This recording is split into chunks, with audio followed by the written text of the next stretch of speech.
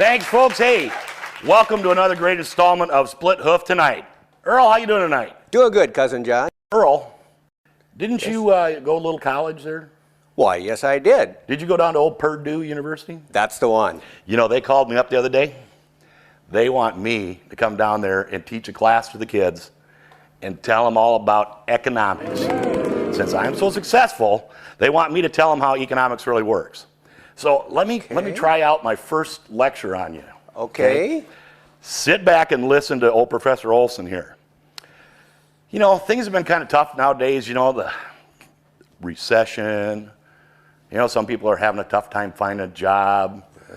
Things are kind of slow around old Split Hoof here. You know, you got farmers are out in the field, so they're not coming to town spending money. You got guys out hunting, they're off hunting places, they're not coming around here. You got kids, got all the school activities, all that kind of stuff. Things have been kind of tight.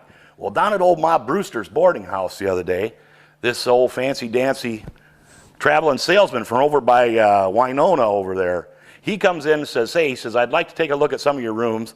Let me do this. He pulls out a $100 bill, lays it on the counter. He says, I'm going to run upstairs, take a look at the rooms. I'm going to need to stay in a room, and I might have some meetings and stuff. So I just kind of want to inspect your facilities. Let me borrow your master key. Okay. So Ma gives him the key.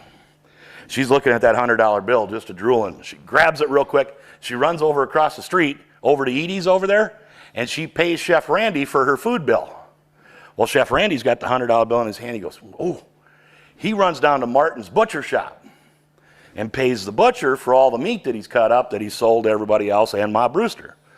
Well, Martin thinks to himself, boy, I got some money. I better take care of this.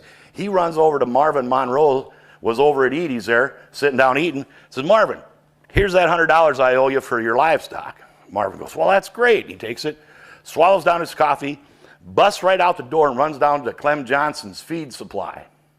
Okay. Pays on his bill $100. Well, behind the counter there's old Willie Odom.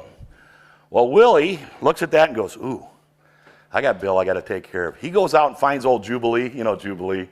She's kind of the lady of the evening in Sweet Swine County.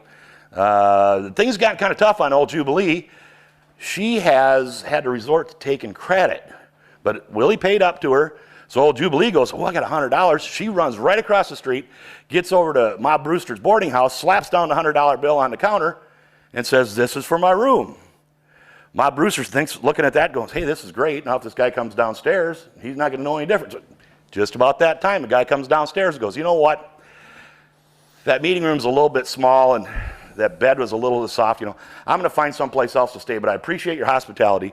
Picks up his $100, puts it back in his pocket, and leaves, never to be seen from again. Now, some really weird things happened there. The whole town's out of debt.